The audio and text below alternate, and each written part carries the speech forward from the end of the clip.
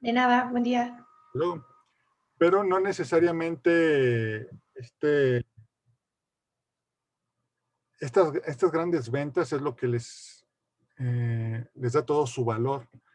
Ese conocimiento que han desarrollado a lo largo de los años, Microsoft Software, ideas, Apple ideas, diseños, etcétera, Amazon ahora sus sistemas de distribución. En casos más concretos en México, que alguna vez se los comenté, por ejemplo, Bimbo, su sistema de distribución, es algo que les da muchísimo valor por la forma en la que trazan sus rutas para economizar combustibles, evitar desgasto, que sean lo más efectivo posible los conductores o no son conductores, son repartidores, vendedores. Coca-Cola es algo que tiene mucho. En algún momento les comenté que hay lugares en México en donde no hay luz en todos lados, o no hay agua potable, o no hay carreteras, pero en las tienditas tienes Bimbo y tienes Coca-Cola, casi casi de ley. Un poco también en ese sentido la cervecería Cuauhtémoc Moctezuma, que encuentras coronas y caguamas en casi todos lados. Un poco eso. Son estrategias también comerciales las que les dan valor, pero todo eso ya lo pueden ustedes relacionar como concepto de conocimiento, conceptos de ideas.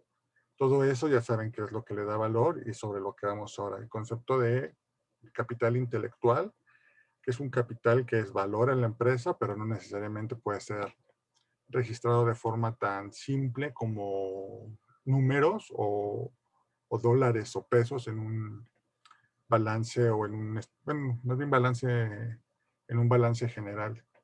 Que todo, las de administración estoy seguro que llevaron contabilidad, pero la gente de informática llevó contabilidad alguna vez.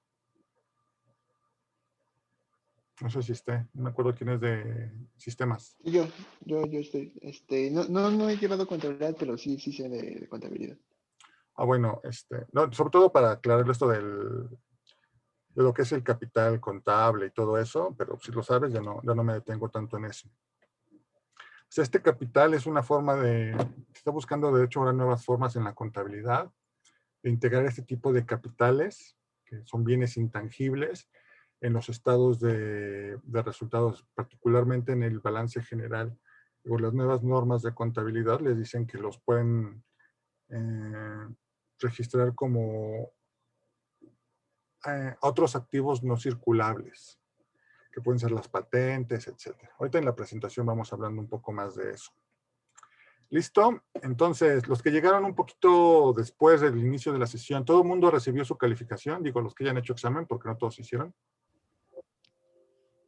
Sí, nada más, tengo una duda. Bueno, a mí me aparece 100 sobre 100. ¿Qué? Exacto, ¿cómo son los criterios de calificación, doctor? Pues sacaste, si es 100 sobre 100, sacaste 10. Ah, ok, muchas gracias. Sí, pues 100 es 100. Digo, 100 es 10. Sí, doctor. Cada pregunta valía 10%, creo. La última creo que valía 20. Entonces era 9, no me acuerdo. Pero sí, si tuviste 100 es 10. Ah, ok, gracias, doctor. ¿Listo? ¿Alguien más? ¿Dudas? No, doctor. No, nada más también los que llegaron un poco después.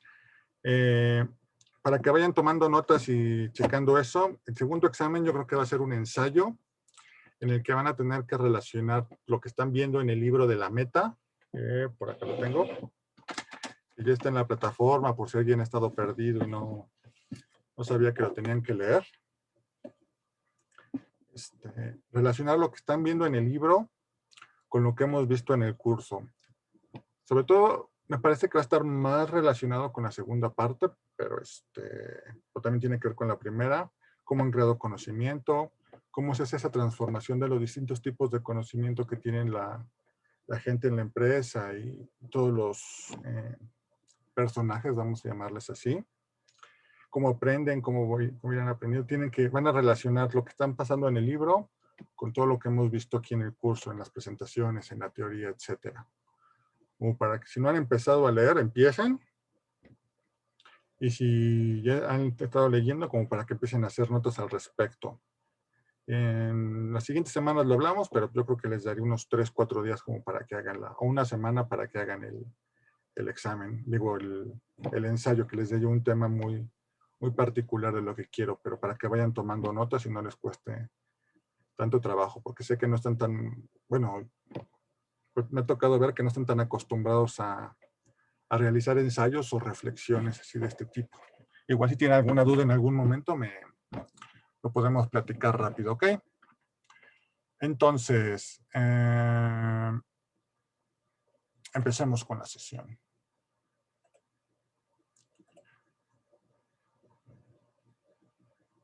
¿Me avisan cuando se vea, por favor?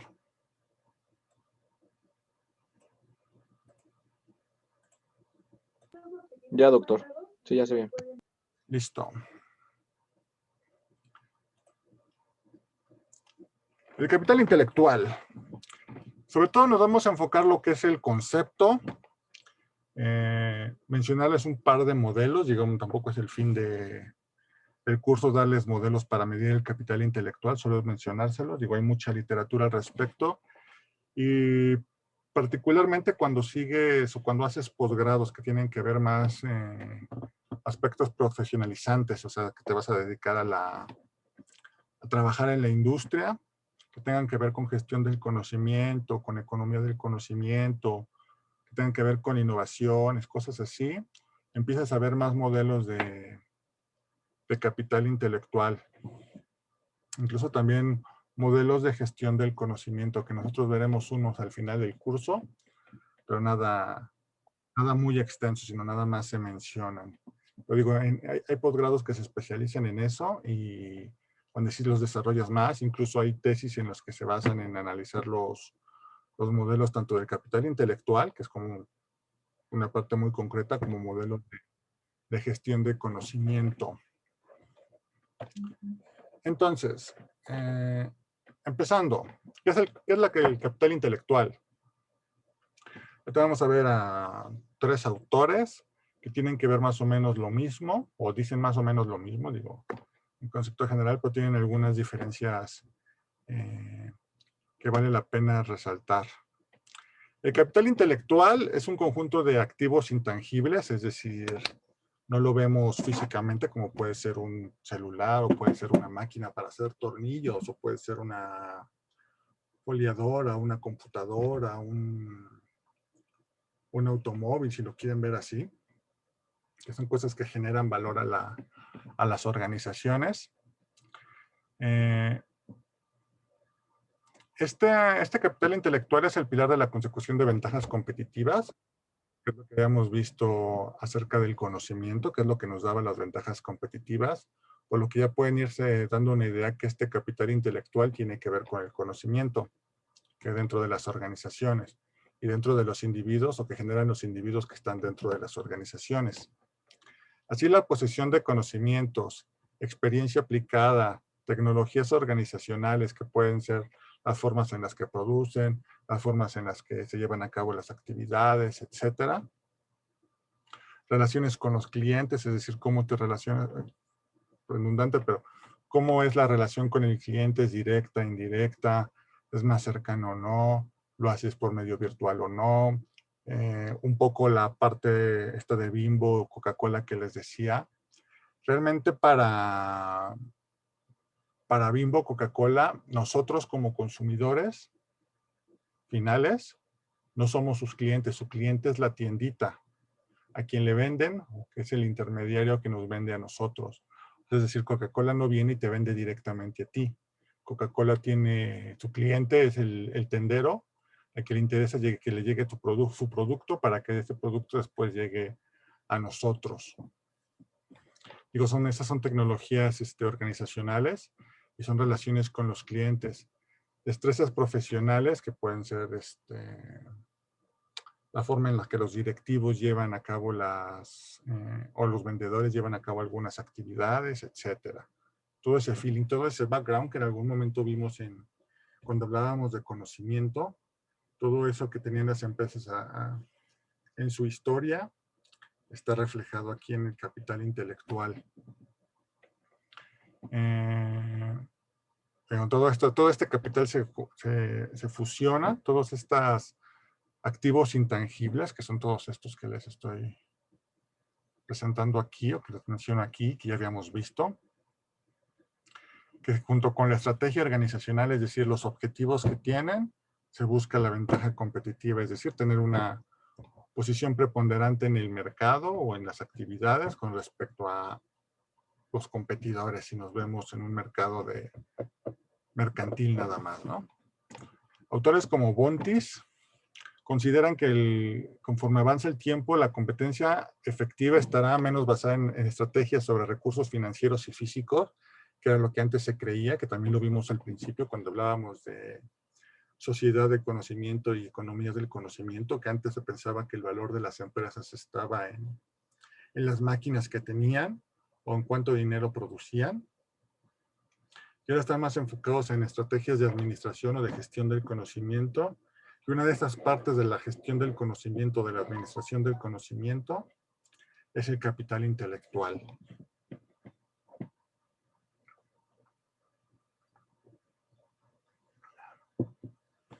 Un pequeño mapita mental o diagrama, en el que dentro de las organizaciones tenemos bienes tangibles e intangibles. Los tangibles, bueno, son los activos físicos, que ya los mencionamos, máquinas, equipo, propiedades, lo que sea. Recursos financieros que también ayudan a llevar a cabo las actividades. Porque sin dinero, bueno, básicamente no podemos tener esto y tampoco podríamos tener estos en cierto sentido. Y los activos intangibles, que es el capital humano, que ahorita lo vemos, pero también tiene que ver con todos los conocimientos que tienen los elementos dentro de la organización. El capital estructural, que ahorita también lo vamos a ver, y el capital relacional. Y ahorita no me detengo tanto aquí en explicarlos porque ahorita los vamos a ver.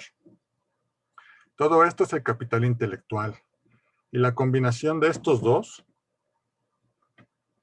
es decir, estos son necesarios pero no suficientes, y estos de aquí son necesarios pero no suficientes, son todos los recursos que junto con las capacidades organizativas, es decir, cómo los utilizamos, junto con la estrategia, nos lleva a la ventaja competitiva de una empresa. Es decir, necesitamos tanto el capital intelectual como estos otros, aunque en menor medida, dentro de la sociedad de conocimiento, para tener una ventaja competitiva. Es decir, no puedo utilizar nada más esto, sin tener un poco de esto, para llegar acá arriba.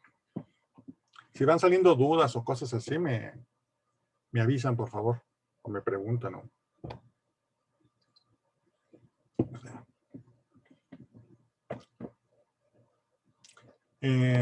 Si nos enfocamos en el origen del concepto, algunos consideran que para comprender el capital intelectual es preciso remontarse al capital humano.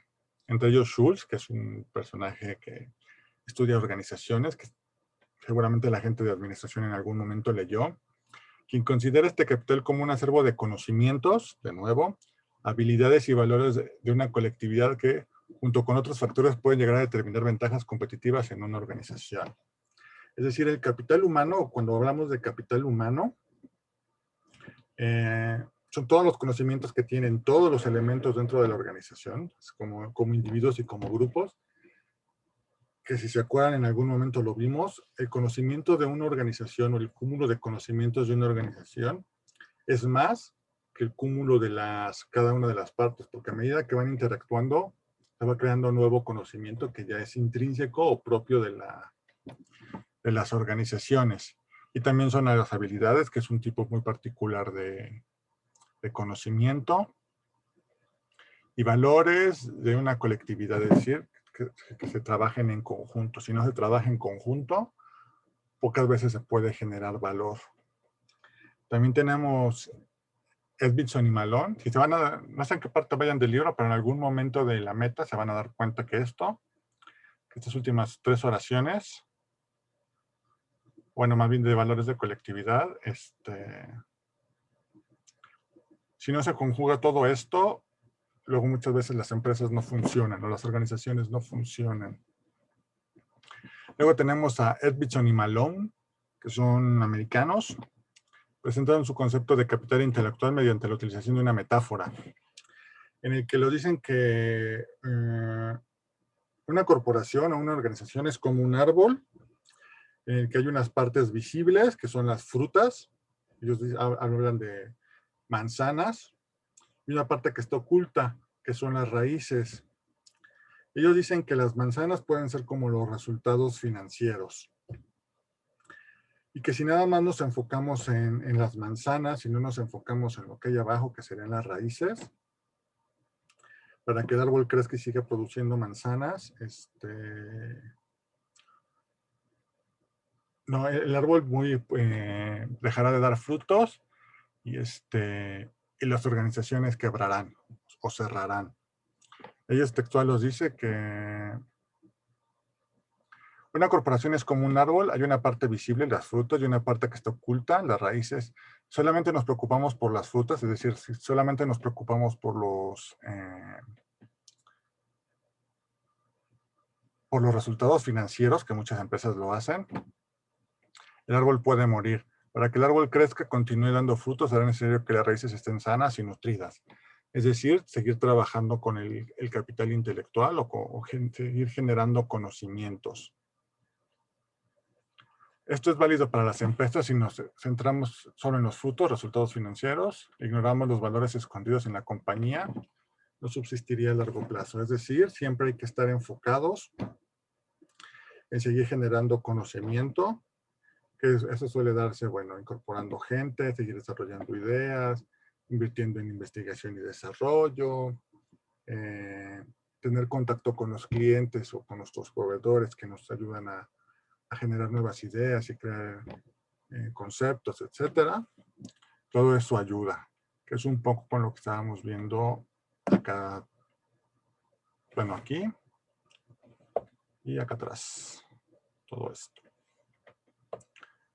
¿Hasta aquí es claro? ¿Fue claro el ejemplo de las manzanas? Sí, profe. Listo.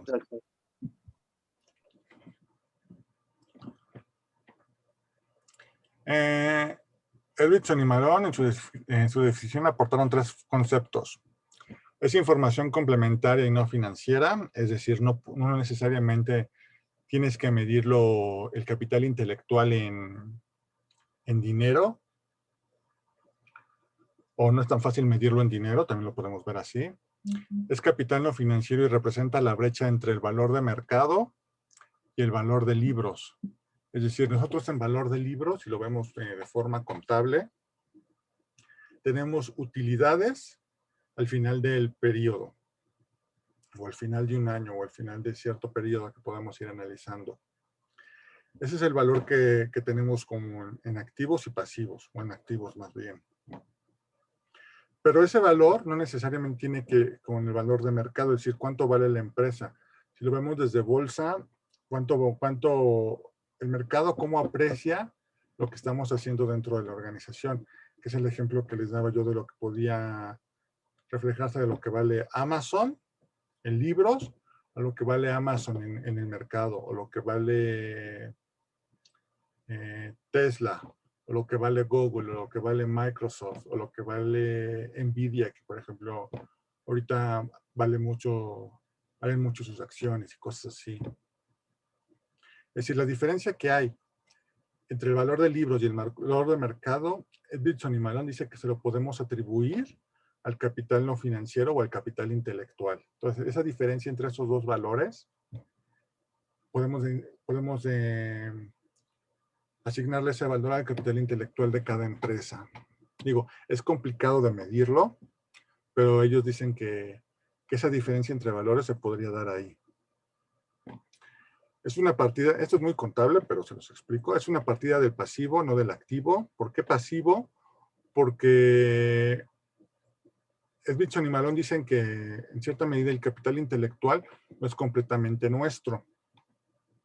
Tiene mucho que ver no solamente con la gente que está dentro de las organizaciones, el conocimiento que está dentro de las organizaciones, porque ya vimos que si se ve uno de los elementos o si se ve una parte del equipo, se llevará una parte muy pequeña de conocimiento, pero usualmente lo que deje es más.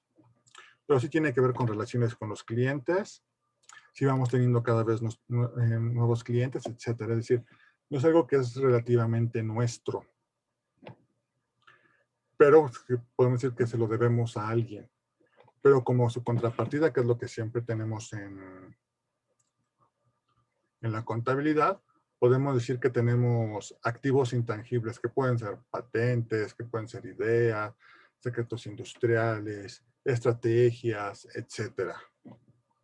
Creo que contablemente ya le puedes asignar algún valor que vendría de este punto número 2. Pero contablemente hablando, ellos dicen que no es un activo, sino sería un pasivo porque no es completamente nuestro, se lo debemos a alguien. Pero por su parte tenemos cosas que nos aseguran que nosotros seríamos los únicos que podemos hacernos de ese valor, por medio de las patentes, por ejemplo. ¿Sí fue claro esto? Sobre todo la última parte.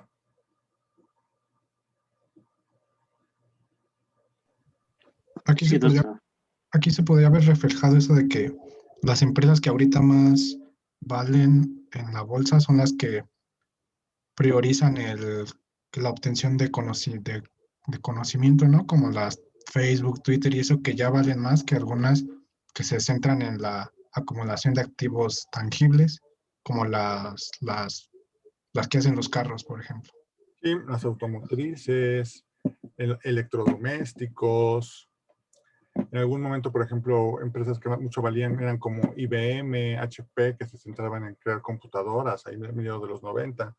Ahora la mayoría, digo, no tengo la lista de Forbes así a la mano, pero sí deben ser Tesla, Amazon. Tesla, sobre todo, no tanto el concepto de vehículos, sino todo el conocimiento en hacerlos eléctricos, que sean, tengan conducción automática, etcétera.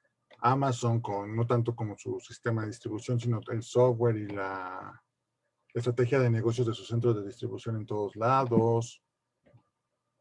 Microsoft con el software, aunque se ha ido atrasando.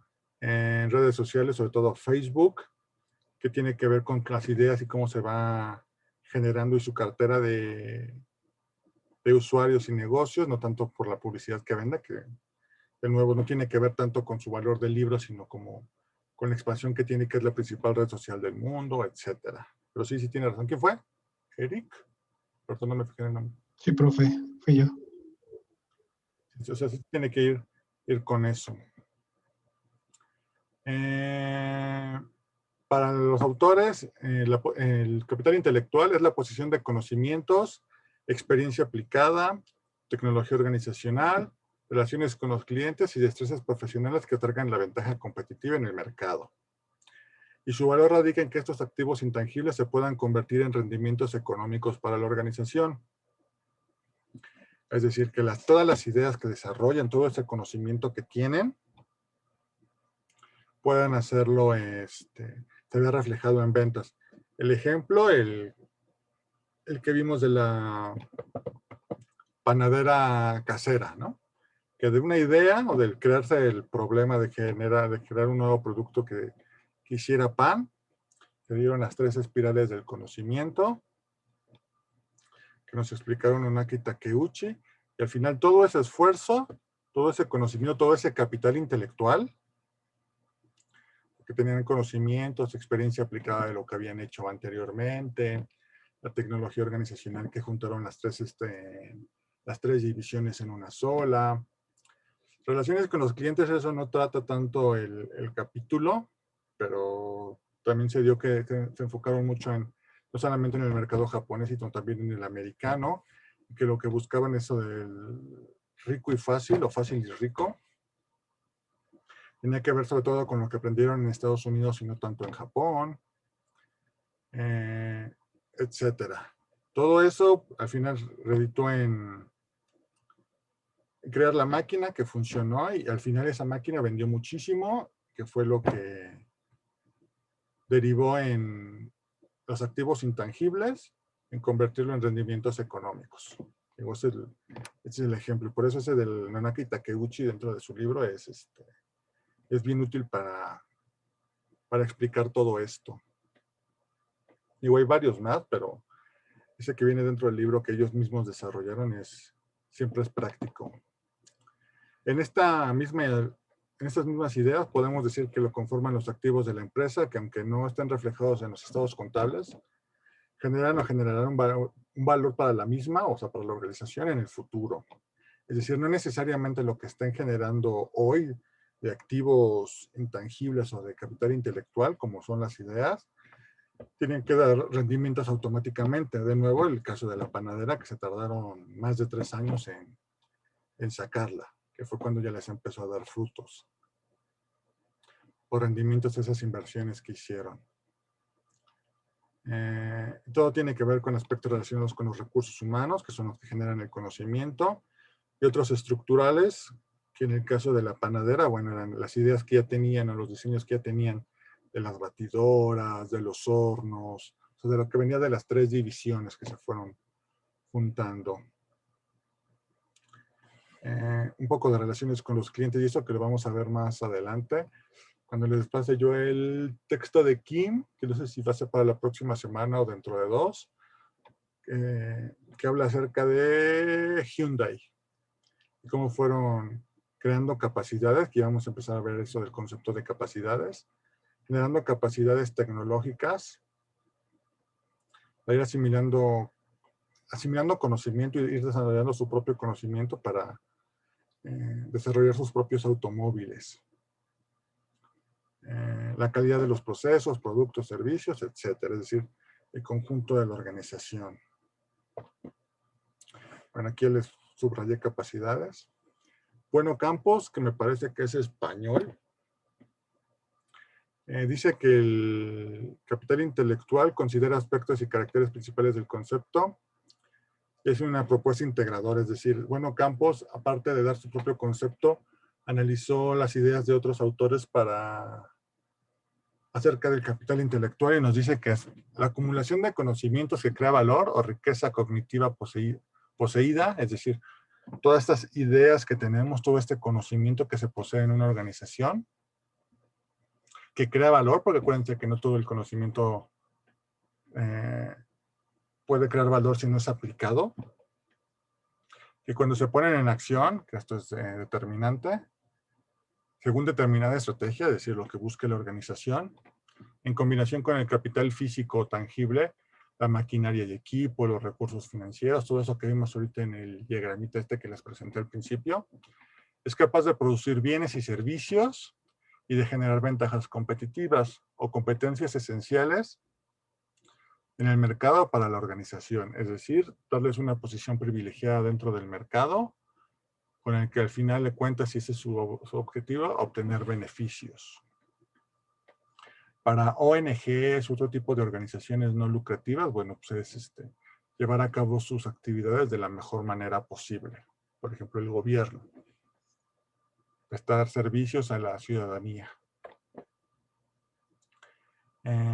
Bueno, Campos identifica características principales o aspectos principales que deben incluir la definición de capital intelectual. Algunos ya los vimos, porque ya no me voy a detener tanto en eso, pero lo que dice Bueno Campos es que lo que debería tener el concepto, lo que debería ser el capital intelectual dentro de una organización es esto. Es un concepto que expresa el proceso de acumulación propio del contenido económico del capital, es decir, indica el valor de la riqueza acumulada derivada del conocimiento o por un conjunto de activos intelectuales o de naturaleza intangible. Es decir, el capital intelectual es ese valor económico, que es lo que vimos en el punto 2 hace 2 diapositivas, que nos da ese valor económico que viene dado por los conocimientos acumulados y los activos intelectuales o de naturaleza intangible, todos esos que ya explicamos o ya mencionamos. Es un concepto que explica una naturaleza intangible, intelectual o de activos generados por el conocimiento, puestos en acción en la organización, es decir, las ideas y conocimientos llevados a cabo, siendo útiles, porque si no son útiles, quedamos en que eso nada más sería como información. La combinación de los activos intelectuales o intangibles genera nuevo conocimiento, que si se acuerdan, esta era una característica que tenía el conocimiento, que a medida que utilizamos el conocimiento, genera nuevo y se va haciendo como el circulito virtuoso, que se transforma en competencias empresariales, y la creación de ventaja competitiva. Si se dan cuenta, esto es así como súper reiterativo, porque al final de cuentas esta ventaja competitiva es lo que da valor o es lo que da rendimientos.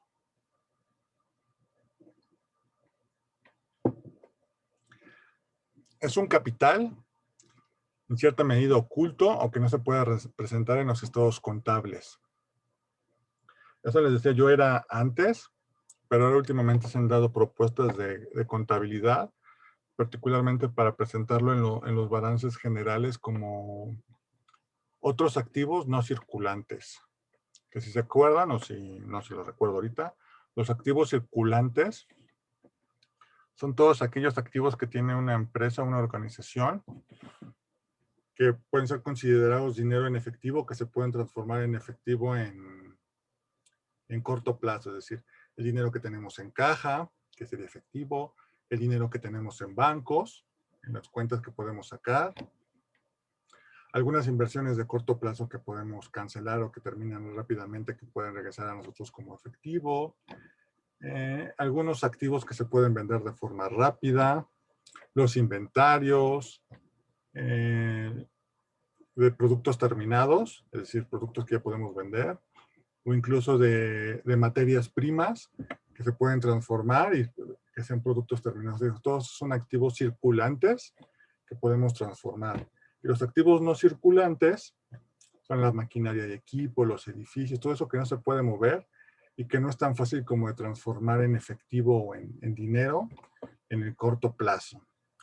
Muchas veces como corto plazo decimos un año. Entonces todo esto de capital intelectual está escondido, le llaman cierta medida oculto, y en los estados contables o en el balance general, en algunas propuestas que se están haciendo, aparecen como otros activos no circulantes, porque no es tan fácil como convertirlos en dinero en corto plazo. Por ejemplo, las patentes. Vender una patente es como complicado, o hacerte de una patente no es tan fácil así de, pues te compro la patente y ya. Tiene que llegar ciertos tipos de negociaciones y tiempo como para que se lleve a cabo.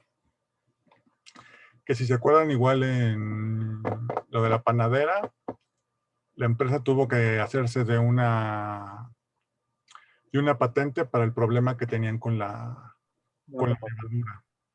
¿Sí? ¿Alguien iba a hablar?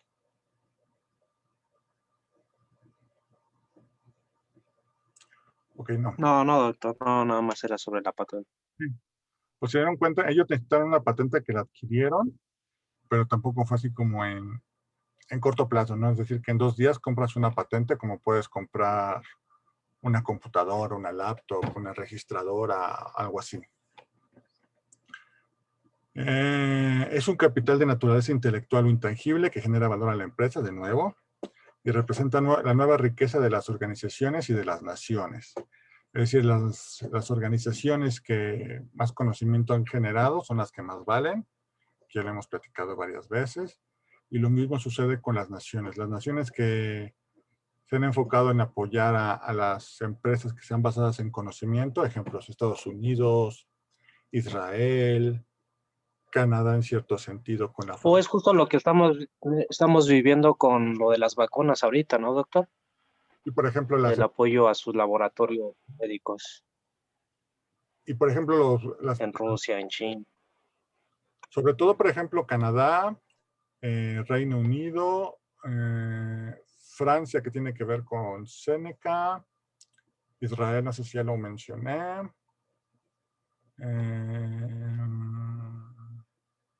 Estados Unidos son 5 o 6 países que son los que han acaparado las vacunas, pero son donde están los laboratorios que se han desarrollado. Que bueno, las empresas valen mucho ahorita por las acciones, por todo el número de vacunas que se tienen que producir y vender, que aunque hay un acuerdo en el que se busca que no se lucre tanto con eso, o que las empresas no lucren con eso, digo, las inversiones que han hecho en investigación y desarrollo para desarrollarla lo van a recuperar sin ningún problema. Es decir, esas naciones son las que están capitalizando eso, las que invirtieron en farmacéuticas o las que apoyaron a las farmacéuticas, principalmente lo que era la biotecnología, que son en lo que se han basado las vacunas del ARN, que tienen que ver con los genes, todo eso, bueno, son las que llevan la batuta ahorita. Y de hecho, vacunas que no tienen que ver tanto eso como la rusa y la CanSino, que creo que es la china, que son como vacunas más tradicionales, al parecer son las que menos efectos, pues bueno, las que menos eficacia tienen, y me refiero a que no están arriba del 90%, y que Son las que van a llegar a México. bueno, pero todo sirve en ese momento, y que tienes que hacer Claro. esfuerzos más cada año, por ejemplo. Al parecer la otra te da inmunidad más tiempo. Pero digo, en ese sentido, digo, unos están viendo tecnología nueva, las que tienen que ver con ARN, y las otras que es tecnología más antigua en cosas de vacunación. Pero aún así, digamos, China y Rusia tienen la batuta. Cosa que, por ejemplo, México, que tiene una industria farmacéutica bastante desarrollada. Aquí en México se producen muchos de los medicamentos de América Latina, sobre todo para Centroamérica. El problema es que todas son subsidiarias, es decir, ninguna es mexicana. Si acaso aquí lo que harán es envasar las vacunas para que se exporten a América Latina o para las que se vayan a usar en México. Es decir, en México no se están desarrollando las vacunas, cosa que pues, es bastante malo porque eso ayudaría a suplir un poco la demanda o la demanda que ya hay de vacunas. Por ejemplo, países como Cuba están desarrollando sus propias vacunas. ¿Qué tan efectivas puedan ser? No sé, pero las están desarrollando, cosa que en México pues no estamos haciendo. Finalmente, es un capital que integra diferentes activos intangibles generados por una estrategia basada en flujos de conocimiento o en actividades intelectuales de la organización. Es decir, el capital intelectual lo integran diferentes activos intangibles, ya lo vimos, pero vienen generados por una estrategia o por la estrategia que tiene la organización. Es decir, no es crear nada más conocimiento a la y se va o sin ninguna meta. De nuevo, el ejemplo de la panadera o de la panadera casera, que para generarla tuvieron que seguir una estrategia. Es decir, tenemos la estrategia de crear un nuevo electrodoméstico que ubique lo de rico y fácil, o fácil y rico. Y debe seguir, se seguía una estrategia para generar este conocimiento con todo lo que ya teníamos y con todos los problemas, ya sabemos a qué me refiero con problemas, que nos generamos para crear este capital intelectual. ¿Alguna duda en todo esto? Digo, son cosas como repetitivas, pero ya nos da una idea más general de lo que es el concepto de capital intelectual. Y ya, al final, una definición que puede tomarse de todos los anteriores, que no es mía, la tomé de una tesis de una compañera del posgrado de hace como 6, 7 años. Ella habla que el capital intelectual es la combinación de activos intangibles, incluyendo el conocimiento del personal, la capacidad para aprender, que acuérdense que esto de capacidades, la capacidad para aprender, la capacidad para adaptarse al entorno, las relaciones con los clientes, proveedores, administraciones, las patentes, las marcas, los nombres de los productos, la reputación de la empresa, los procesos internos y la capacidad de I+D, etcétera, de una organización que no están reflejados algunos de ellos en los estados contables tradicionales, son generadores actuales y futuros de valor y ventaja competitiva sostenible, es decir, en el tiempo.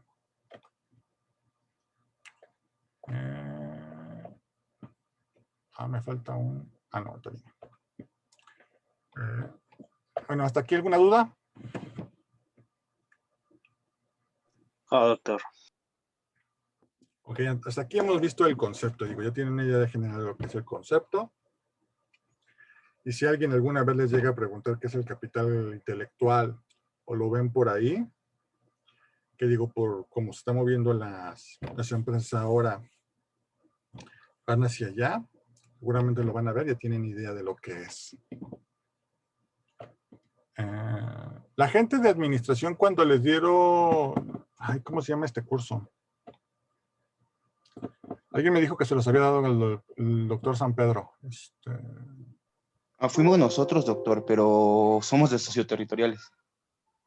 Sí, pero, La to- sí, pero ¿cómo se llamaba el curso? no recuerdo, se llama Sociedades del Conocimiento, algo así. Si me permite, le investigo ahorita rápido. No te preocupes. Bueno, en ese curso, no sé si en ese curso, es que cada profesor lo da de manera diferente, yo ese no lo he dado, no he visto el temario. No sé si les explicaron esto de capital intelectual, porque según yo, como quemar. Sí, doctor, el curso se llamaba Economía del Conocimiento y Sociedad de la Información. Bueno, pero no, ¿sí les presentaron este concepto? Sí, es el que se refería más que nada a que las empresas que generaban innovación y desarrollo eran las que más importancia tenían, ¿no? No sé, pero este concepto sí se los presentaron o no, sino para no clavarme tanto en esto. Bueno, pero la gente de administración sí lo llevó, aparte de lo de socioterritorial. Sí, profesor, sí llevamos ese curso. ¿Y si te explicaron esto? No sé quién es. Yesenia. ¿Yesenia? Sí lo revisamos también, igual lo de economía de conocimiento y la sociedad de la información. Pero esto de capital intelectual. Sí lo hemos revisado, igual incluso en la parte contable. Sí. Mira. Está bien. Bueno, entonces ya no me detengo. Les hubiera yo preguntado al principio y no me detenía yo tanto en esto. Bueno, se me fue. Componentes y dimensiones. Al pretender, bueno, ¿cómo está integrado? ¿Cómo podemos integrar el capital intelectual o qué lo integran ya de forma más específica? Depende de los autores, es como lo integran, ya lo vimos que tienen algunas diferencias los autores. Y esto se debe fundamentalmente porque para desarrollar el concepto de capital intelectual se basaron en estudios de caso. ¿Qué son los estudios de caso? Analizar cómo diferentes empresas generaron o acumularon o tienen capacidades y capital intelectual. Y como no hay dos empresas iguales, porque cada una tiene sus propios elementos, su propia estrategia, así se dediquen a lo mismo, y también porque tiene diferentes elementos en su interior, el conocimiento y las capacidades son distintas. Por lo tanto, el capital intelectual de cada una será distinto y no necesariamente los elementos o componentes que tenga una lo va a presentar otra empresa. Pero hay algunos componentes que están, que son como generales o se pueden presentar en la mayoría de ellos, que son en los que nos vamos a enfocar o a explicarles aquí. Estos distintos componentes están relacionados entre sí y no son compartimentados estáticos, es decir, interactúan entre ellos y tienen que trabajar entre ellos para que funcionen, para generar conocimiento y llevar a la ventaja competitiva. Es decir, no necesariamente el capital humano, el capital estructural y el capital relacional trabajan cada uno por su lado. Ya lo podemos ver aquí de forma más práctica.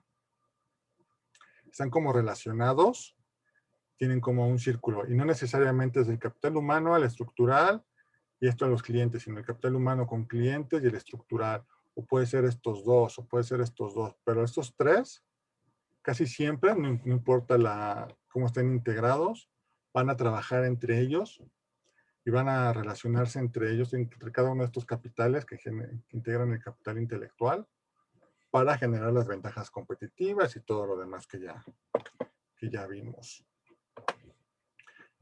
¿Cuáles son nuestros componentes?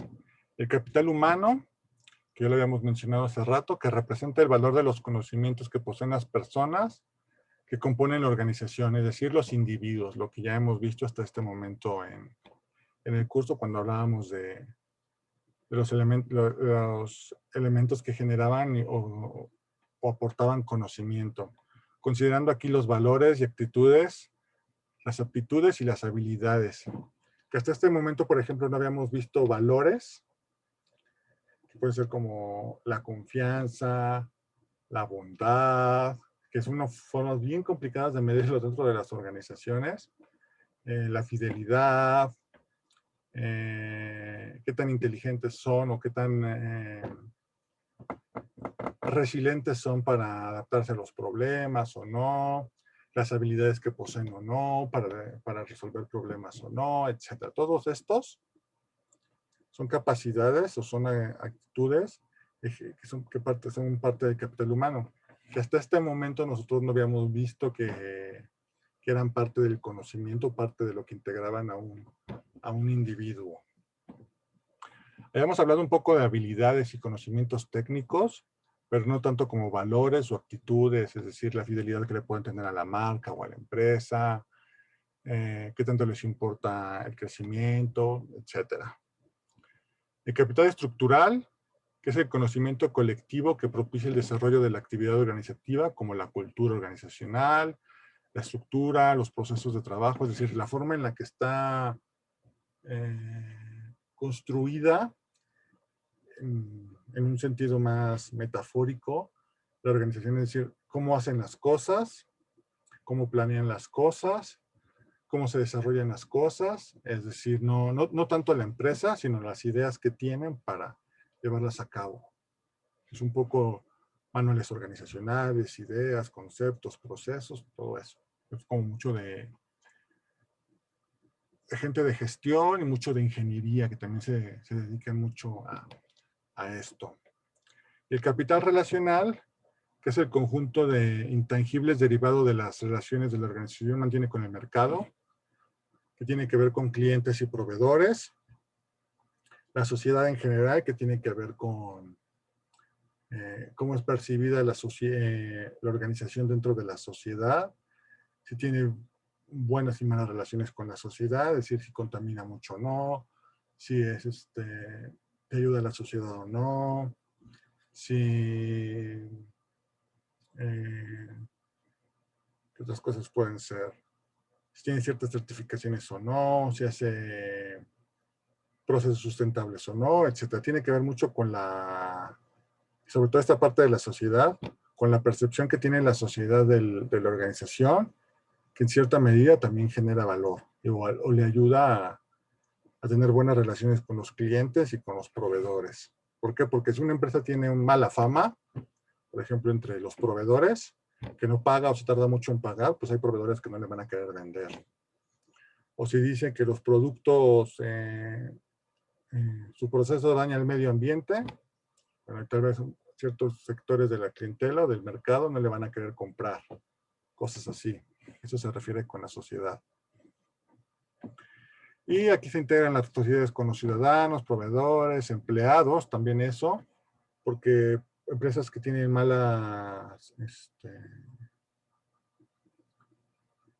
fama, por ejemplo, que no pagan o que despiden sin las prestaciones o hacen outsourcing o cosas así, mucho capital humano, muchos buenos trabajadores que podrían ayudar a la empresa, si se enteran de eso, no seguramente no les gustaría trabajar ahí.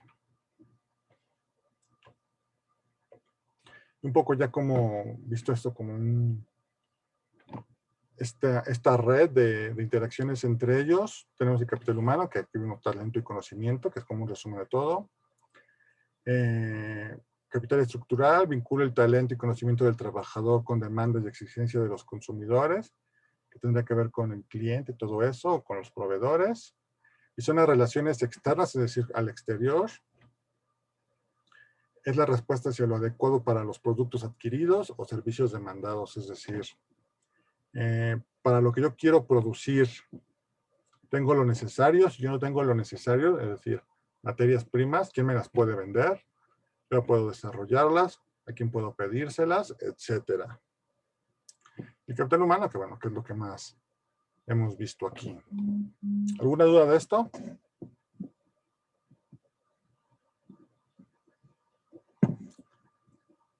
Voy a tomar eso como un no. No, doctor. Y bueno, ya todo esto, bueno, ¿cómo lo podemos medir?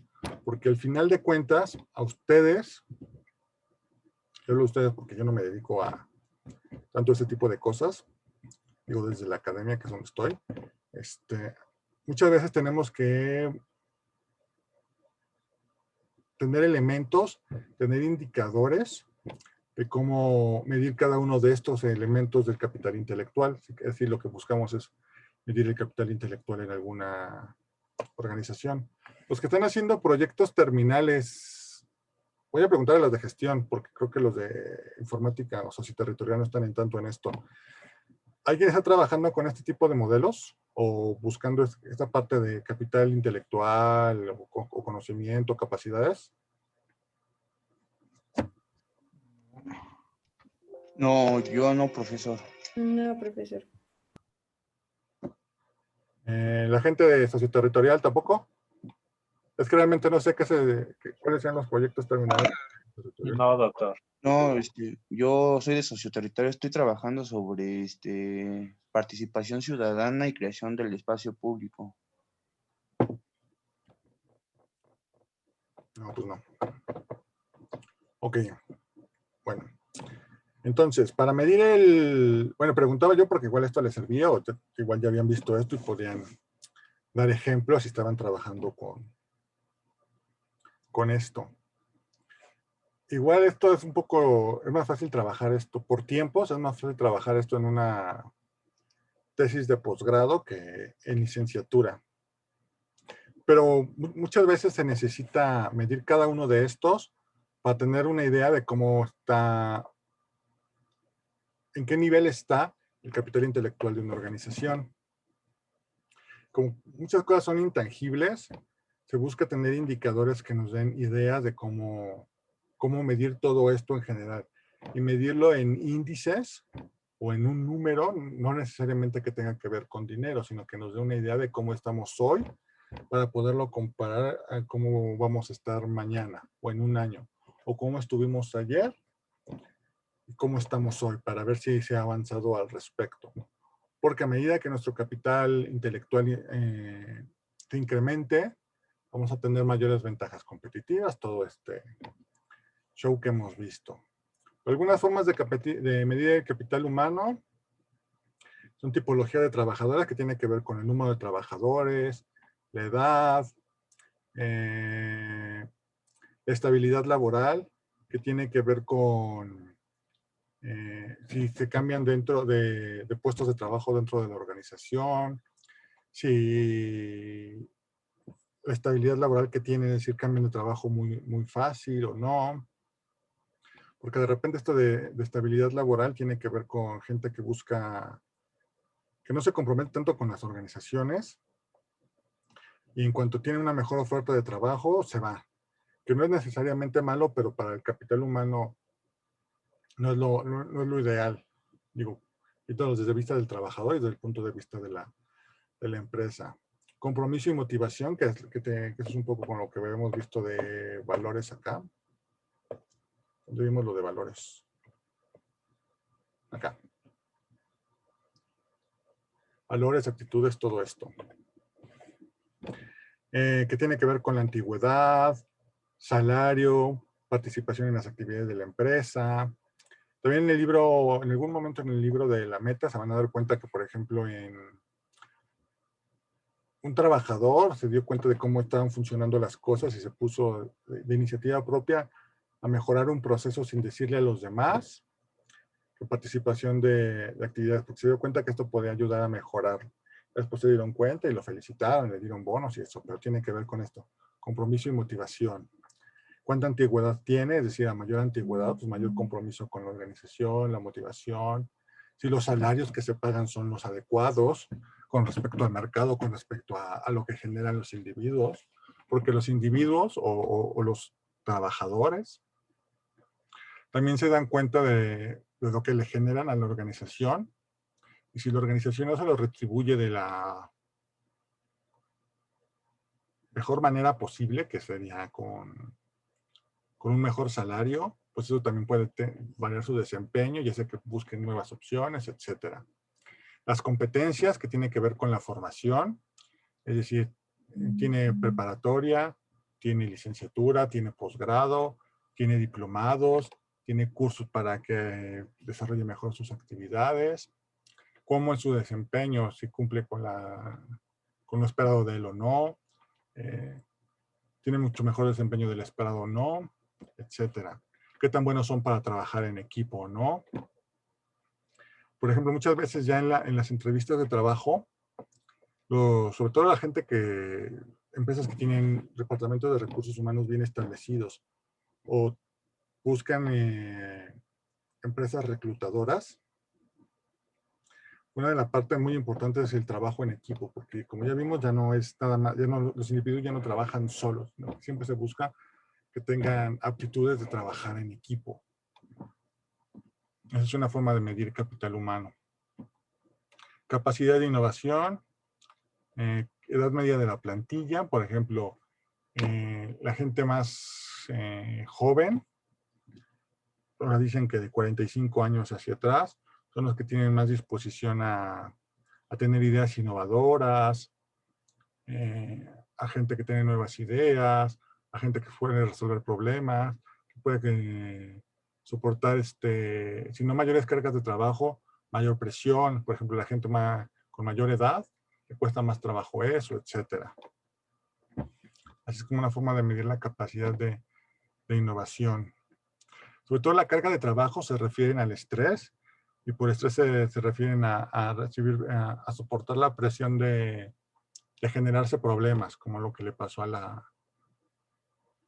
empresa se me acaba de ir el nombre para la panadera. Entonces, estaban bajo mucha presión para poder desarrollarlo, etcétera. Eso se refieren con cargas de trabajo. En el capital estructural tenemos algunos indicadores como flujos de comunicación interna.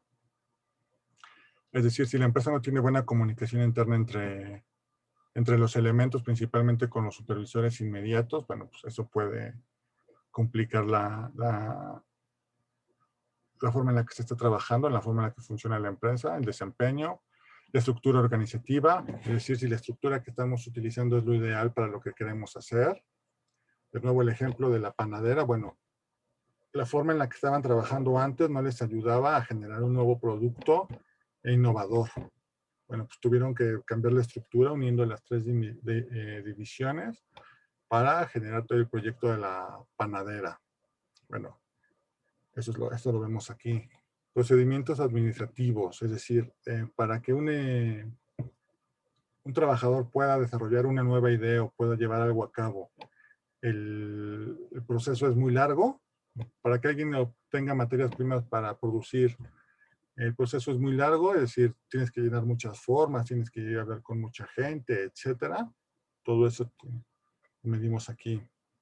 Tecnología de procesos, es decir, usamos computadoras para hacer todo, utilizamos papel y lápiz, utilizamos comandas, facturamos electrónicamente o de forma manual, etcétera.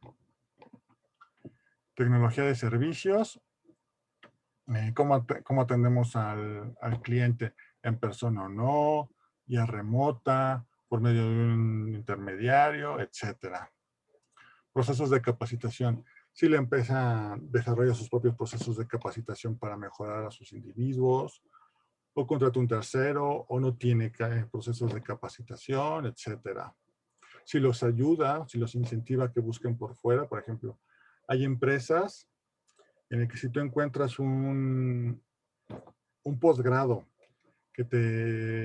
o un diplomado que le justifiques a la empresa que ella le va a beneficiar a futuro, muchas veces te ayuda pagándote o te ayuda becándote para que lo tomes, te ayuda con una parte del curso, etcétera.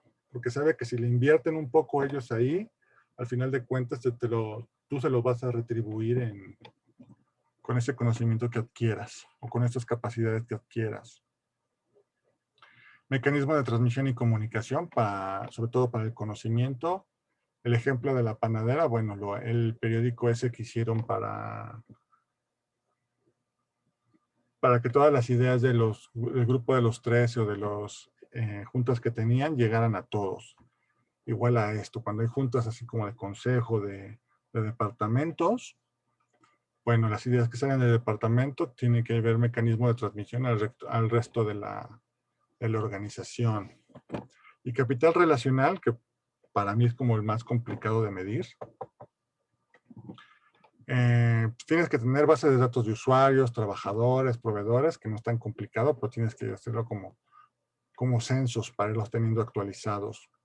Y eso te indica, por ejemplo, sobre todo cuántos nuevos clientes tienes, que te ayuda a medir, bueno, cuántos clientes estoy manteniendo y cuántos clientes nuevos tengo. Si no estoy llegando a nuevos clientes, ¿por qué no estoy llegando a nuevos clientes? ¿Qué estoy haciendo mal? O si sí estoy llegando a nuevos clientes, ¿qué están haciendo que estos nuevos clientes llegaron a mí? Entonces, ¿alguna vez han contestado alguna encuesta de que compran algún producto o servicio? Dice, ¿cómo se enteró de nuestros servicios? Por un amigo, por un familiar, por internet, por Facebook, por lo que sea. Mucha de esa información les sirve a las empresas les sirve para conocer cómo nuevos clientes llegan a ellos. Y si las estrategias de mercadotecnia, por ejemplo, que están haciendo funcionan o no, o es el boca a boca o no, etcétera.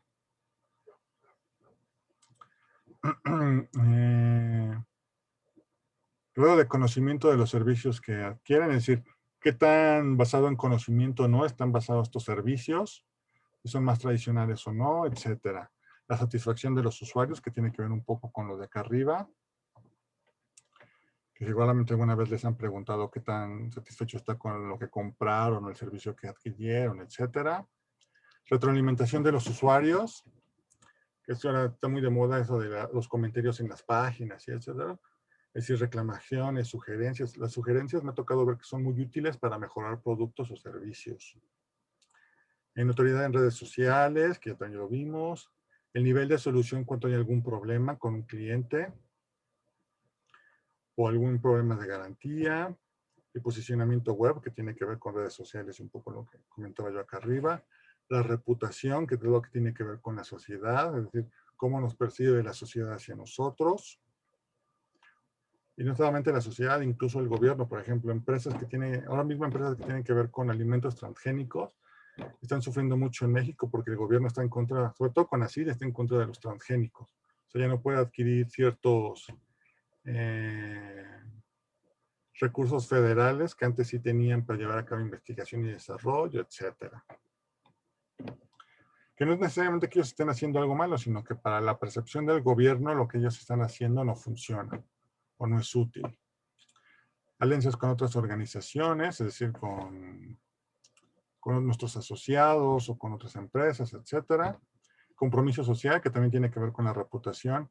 Becas, ayudas, reforestación, somos sustentables o no, etcétera. Y, bueno, estos son como indicadores que tenemos. Y tenemos algunos modelos que están basados en empresas, que tienen que ver con el enfoque financiero administrativo. Pues digo, son ejemplos de modelos de cómo han medido el capital intelectual dentro de algunas organizaciones. Que está el enfoque financiero administrativo centrado en los capitales no armonizados como los activos intangibles y competencias. Es decir, por ejemplo, estos son basados como midiendo las patentes y cómo esas patentes les han redituado dinero. Ejemplo, la patente del smartphone o del iPhone con Apple, que fueron los primeros en los que lo desarrollaron. Si esa patente, ¿qué tantos beneficios les ha traído? En lo administrativo, bueno, un poco la parte de Amazon y la forma organizacional de distribución de los productos que vende por medio de su plataforma, etcétera.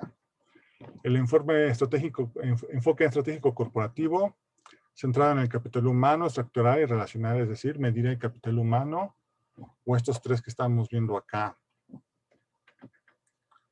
que son los que estaban como muy de moda hace 5 o 6 años.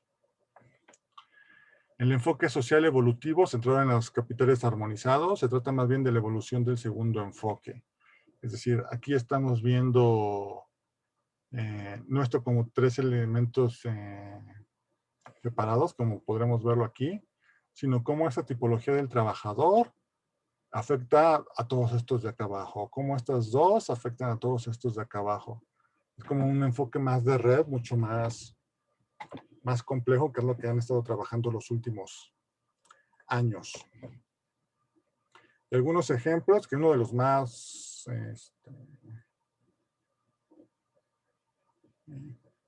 conocidos es este de Navigator Scanner. Ahorita les presento un par de láminas de este, que es el más común y el que se suele ver cuando se estudia esto a más profundidad. El Navigator Scandia, que es el enfoque financiero administrativo. El enfoque estratégico corporativo, este es el de Bueno, que si se dan cuenta es el que estábamos hablando ahorita. Y el enfoque social evolutivo, que son los últimos que han estado sacando, pero pues, aquí en América Latina son los últimos que han estado desarrollando. Y se han desarrollado sobre todo en Argentina, Brasil y Colombia. Aquí en México no es tan común que se esté desarrollando todo esto.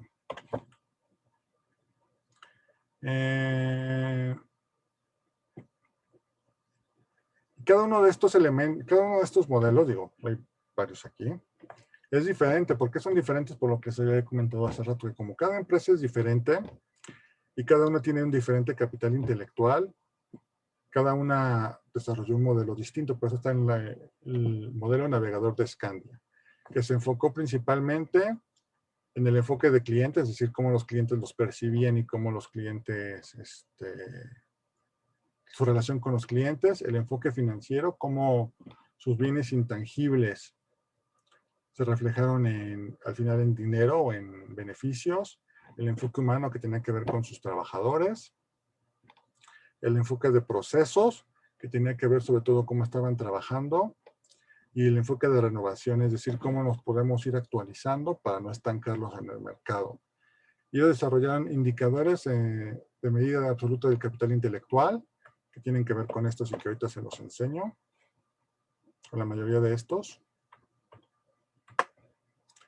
Y indicadores de eficiencia del capital intelectual, es decir, ya que tengo bien identificado mi capital intelectual, ¿qué tan eficiente soy en eso? Y bueno, y cada uno pues tiene diferentes indicadores y una estructura como la fueron desarrollando. El navegador Scandia, digo, se ve muy viejita esta porque fue algo que estudiamos hace como 9 años, nomás tengo así el PDF que entregamos, por eso se ve así medio pixeleado. Y así fue como estaba funcionando en Scandia, navegador Scandia, es una empresa noruega, y cómo estaban funcionando su capital intelectual o su modelo de medición de capital intelectual. Primero siempre lo habían hecho como financiero, es decir, todas estas ideas que voy generando, cómo se reflejan en dinero. Luego se dieron cuenta que no estaba tan... que eso no les indicaba todos los beneficios o no les indicaba todo el valor que se estaba generando dentro de la organización, nada más enfocándose en el enfoque financiero, viéndolo como patentes, secretos industriales, procesos. Entonces se dieron cuenta que tenían que analizar cómo era su relación con los clientes, cómo esa relación o cómo esas relaciones o cómo esa percepción de los clientes los beneficiaba a largo plazo porque les daba retroalimentación, que los ayudaba a mejorar. Y también esa buena relación con los clientes les permitía que estos clientes los recomendaban con otros clientes, haciendo como una especie de bola de nieve. Como el enfoque humano, los elementos que estaban dentro de la organización, podían aportar ideas tanto en esta parte del enfoque de los clientes, de toda la gente que se relacionaba con ellos o estaba en contacto más directo con ellos, como con el enfoque de procesos, que se refiere sobre todo a la parte de los trabajadores, que estaban en la parte de los servicios o en la parte de procesos en la que trabajaban. Y todo eso les permitía modificar les ayudó a modificar la estructura en la que estaban trabajando para que estos estuvieran más contentos y pudieran, bueno, no sobre todo contentos, más satisfechos, es la palabra correcta, que le daban mejor retroalimentación y se incrementaban las ventas. Y esto facilitaba cómo lo hacían esto ayudó a que se facilitaran los procesos dentro de la organización, sobre todo en la parte de producción, que hacía que los trabajadores estuvieran más contentos porque no se sentían tan presionados y la forma en la que trabajaban fueron mejor. Y después del enfoque de renovación y desarrollo se dieron cuenta que tenían que ir integrando todo esto para llevar a cabo todo esto de mejor manera. Digo, es lo que buscaban hacer, pero todavía no lo empezaron a desarrollar cuando nosotros analizamos este ejemplo. Y algunos ejemplos de indicadores que ellos desarrollaban, igual perdón que sea en rojo, pero lo saqué de nuestro PDF que hicimos. Donde tenemos algunos indicadores. Por ejemplo, tasa de rotación del personal en Scandia era muy, muy baja, es decir, de 5 años, los 5 años que se analizaron, ellos solamente mostraron que tienen una rotación de laboral del 10%, es decir, el 10% de sus trabajadores se movían de la empresa o salieron de la empresa o llegaron nuevos en ese periodo. Otro indicador de antigüedad del personal, bueno, estaba cerca del 90%. El 90% de los trabajadores estaban contentos con la organización, con los salarios que percibían, con el trato que les daban, con la forma en la que se elaboraba. Por lo tanto, tenían antigüedad mayor a 5 años y estaban satisfechos. Y ayudaban y tenían buena comunicación. El importe anual de nómina, que estaba creo del 50%, es decir, casi todo, la parte humana o de recursos humanos, lo podemos ver así, o de capital humano, estaba enfocada sobre todo en el 50% de la nómina, estos de acá. Y la inversión en investigación y desarrollo tenía que ver con cerca del 80%, 83% creo que era. Pero que estaban acá, es decir, se invertía mucho en investigación y desarrollo para desarrollar los nuevos productos, equipos y procesos. Que esta es una característica que tienen la mayoría de las organizaciones enfocadas en conocimiento. Invierten mucho en I+D. Antes, una forma de medir los resultados en investigación y desarrollo tenía que ver con patentes. Decían que entre más gasto en investigación y desarrollo se hacía, más patentes se debían de sacar. Pero después se dieron cuenta que no necesariamente eso tenía que ver. No necesariamente todo el gasto en investigación y desarrollo se tenía que ver reflejado en patentes, sino había otros bienes intangibles como procesos, ideas, etcétera, un poco todo lo que ya vimos hoy, que podían reflejarse también en activos. Inversión en sistemas de información, que era el 75%, que en este caso tenía que ver con pasar de procesos manuales a procesos más robotizados, automatizados, que ayudaran a estos elementos de acá, al personal, y llevar a cabo mejor sus actividades. Utilizar computadoras, etcétera. Perdón. Tasa de productos mejorados, que es como una relación entre que tenía que ver o tuvo que ver con la retroalimentación que se dio aquí.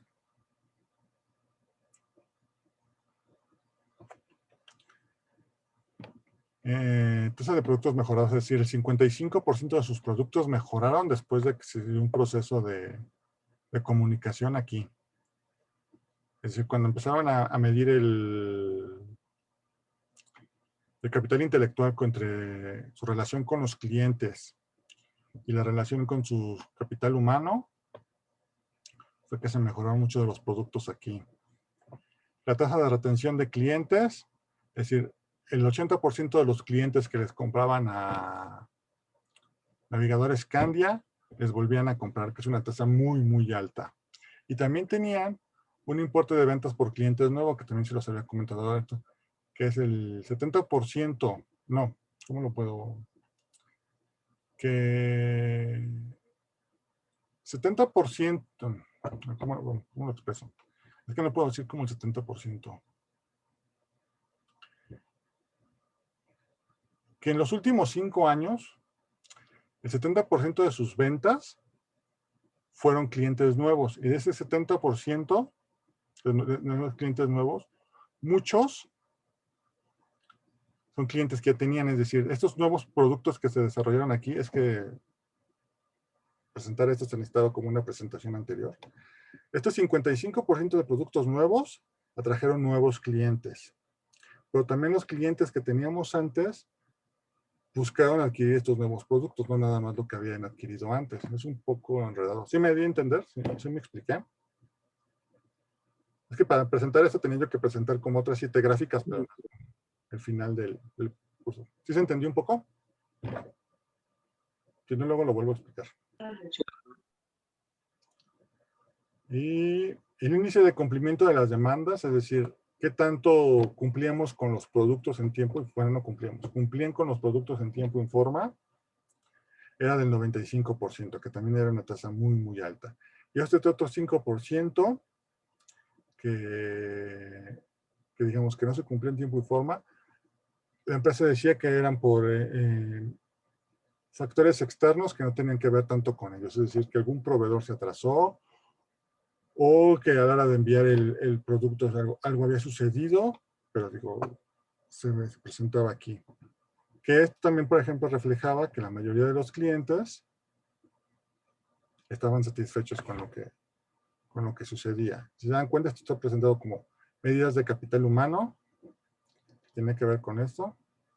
Medidas de capital estructural, que incluía investigación y desarrollo, y productos nuevos, y detención del cliente, que tenía que ver con esta parte de acá. Si se dan cuenta, si pusiéramos círculos aquí, también estarían traslapados, que es lo que vimos hace rato en la presentación, que estos no son como factores aislados, todos trabajan entre sí al interior, entre los distintos tipos de capital. Y creo que es todo. Bueno, hay otro tipo de modelos para medir el capital intelectual, que la literatura llama básicos y relacionados, que también que son menos comunes. Digo, estos de acá son los más famosos y los que usualmente a ustedes les tocaría ver, porque son los que más se desarrollaron en la literatura, es decir, en la academia, y en la que la mayoría de las gente que se dedica a hacer o medir capital intelectual se basa en estos para desarrollar sus propios modelos de medición de capital intelectual. Pero son otros ejemplos que vienen por aquí. ¿Cuál les puedo presentar? Es que realmente estos vienen más de una literatura que lo que yo haya explicado. Digo, esto se los expliqué porque fue un trabajo que hicimos en el posgrado. Y lo tengo mucho más a la mano, pero esos de acá no tanto. Pero sí que son otros ejemplos que hay. ¿Alguna duda? Ya terminamos. ¿Comentario? ¿Sugerencia? No, doctor. Listo. Entonces, esta la subo hoy, acuérdense. Yo creo que voy a ver el temario, pero seguramente esta semana les subo la lectura de Kim, que es la de Hyundai, que les comenté hace rato. Esa todavía no sé si la vemos la siguiente semana o en 2 semanas, pues se la subo hoy para que ya la tengan allá a la mano. Esa sí me interesa que la revisen muy, muy bien, que la lean, para comentarla, porque eso nos ayuda mucho a entender lo que son las capacidades, resolver problemas, creación de conocimiento, todo esto ya en un caso muy, muy, muy particular. Sobre todo la parte de capacidades, que es lo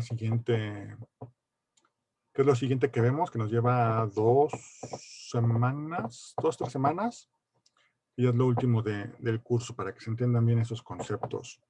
Y pueden seguir leyendo y para el examen 2. ¿Listo? Si no hay dudas, comentarios, nos vemos la próxima semana. ¿Listo? Sí, profe, gracias. Bien, doctor, muchas gracias.